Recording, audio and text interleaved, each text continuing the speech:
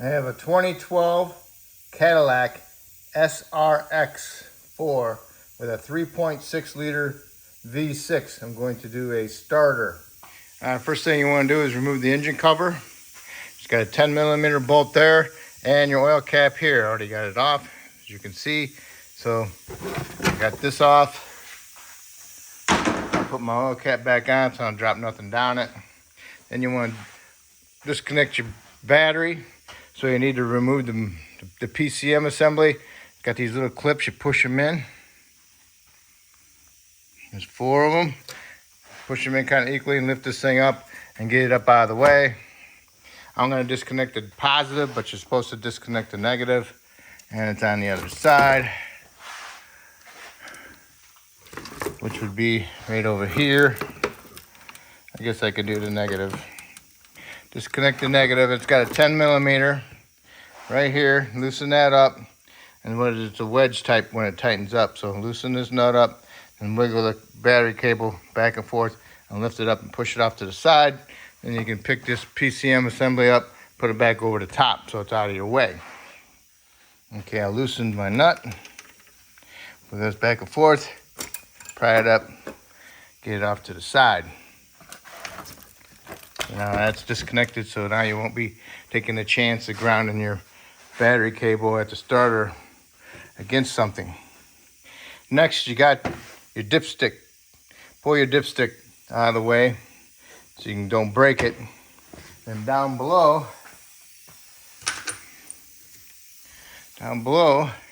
you got 4 bolts holding the catalytic converter into the head. 15 millimeters. Sometimes the studs come with them, sometimes the nuts come off by themselves. So remove 4 of them. There's also a gasket behind there. Do not lose that. And I have it right down there, and I still have one left in it, just to show you the idea. There's 1, 2, 3, 4. They're real easy to get to. I used a deep wall swivel 3/8 impact socket with a 3/8 ratchet. All right, I have all 4 studs out with my gasket. And there it is, it's loose. So now I should be able to get behind it to remove the starter, get access to the bolts and to remove the starter out of there. It's pretty tight. Next I'm gonna do is raise it up. Okay, got it raised up. I can see the bolts. The bolt there and a bolt there, all right? I got a ground wire right there with a little bracket on it. I don't know if there's a bracket on it or not. Yeah. I'm gonna remove this bolt and this bolt right here underneath here. Undo this retainer right here and also undo this one for the oxygen sensor. Undo that from the block.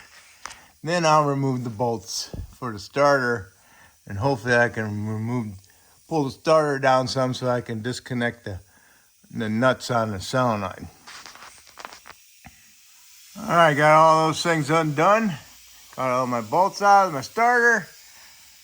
Now, you notice right here, this beige clear thing, it's a knock sensor. It's got a 13 millimeter head bolt on the top of it, going into the side of the block, directly right behind the starter, so you can't pull the starter out. So what you want to do is remove that bolt for that knock sensor, so you can get that knock sensor to hang out of the way and be out of the way of your starter. All right, I got the bolt out of it, and right here it is. Now I got my starter out a little bit, and you can see the stud for the solenoid right up in here, right behind there. It's kind of hard to see it right there. And it's got a 13 millimeter head nut on it. What you want to do is get up in there and remove that 13 millimeter head nut. If these things wouldn't have that dumb bracket on there, that'd be nice. Okay. Kind of hard to see the stud. There it is, right there. Right there at my fingertip. Nice, huh? Be nice to have this exhaust totally out of the way.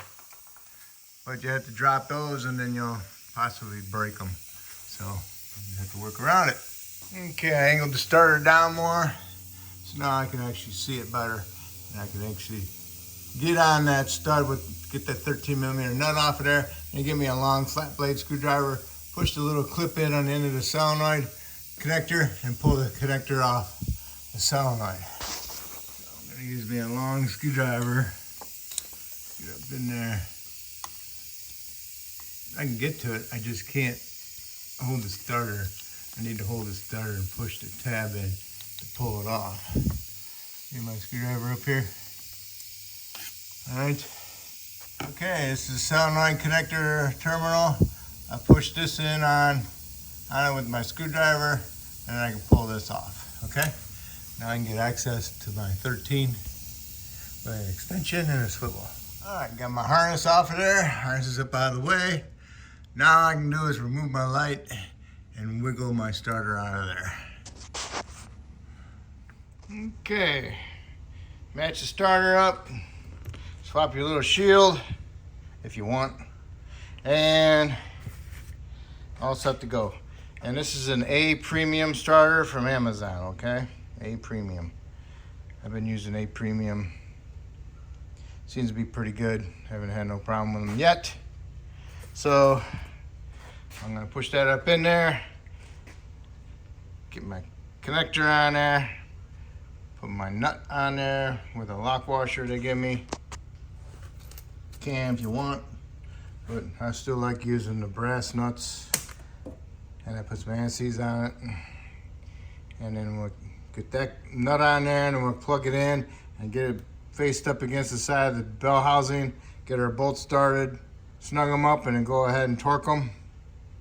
And then we can go ahead and start putting all of our little retainers and grounds and everything back on there, and our knock sensor. All right, I got my starter up in there. Got my bolts started with my fingers. Do not just put a socket on them and try to get them started. You'll cross thread them, especially the top one.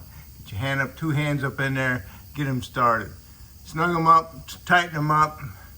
Go ahead, have your harness, get your harness on your solenoid. With your nut, that way it's sitting at the proper angle when it's bolted up. Instead of bolting up beforehand, you might be fighting it because it's in the wrong angle. All right, you got your nut tightened up. Go ahead and plug your solenoid in. Next you want to do is get your knock sensor and your bolt and get that in there and get that started and snug that up also and tighten it up. When you're tightening up that harness for the starter with the 13 nut, pull down this harness a little bit, pull it down a little bit, tighten it up, because then it gets, because if it's up too high, then you can't get your socket in there to tighten up your knock sensor bolt, okay? So I got mine tightened up. Now I can go ahead and put my 2 bolts in, one for the ground, one for my little bracket, and my retainer, and for my O2 sensor. Okay, I'm all set underneath. Next, I'm gonna lower down and hook up my Cadillac converter to the head. All right, now all I gotta do is get one of my bolts, put my bolt into the manifold, or the converter, and get my gasket in there, and get it started into the cylinder head. Do not cross thread it. Okay, I got one started and my gasket's inside there. So now all I gotta do is line up my gasket and get another stud nut started, okay? And then once you get another one started, then you can get the other 2 started. And then tighten them up. All right, got all my bolts started, got them all tightened up. Now it's time to put my dipstick back in there and my engine cover with my 10mm bolt and my oil cap. And then I can connect my battery, okay? And then make sure you put the battery terminal on the cable properly so it's sticking down, not sitting on the top of the terminal. And then line up your little notches on your things and then place your cover back down, okay? And that will complete it. And then go ahead and start it and see how it sounds, all right? So that will complete this job, and hopefully I helped you out. And if I did, hopefully you can help me out by subscribing to me. And thank you, and I appreciate it.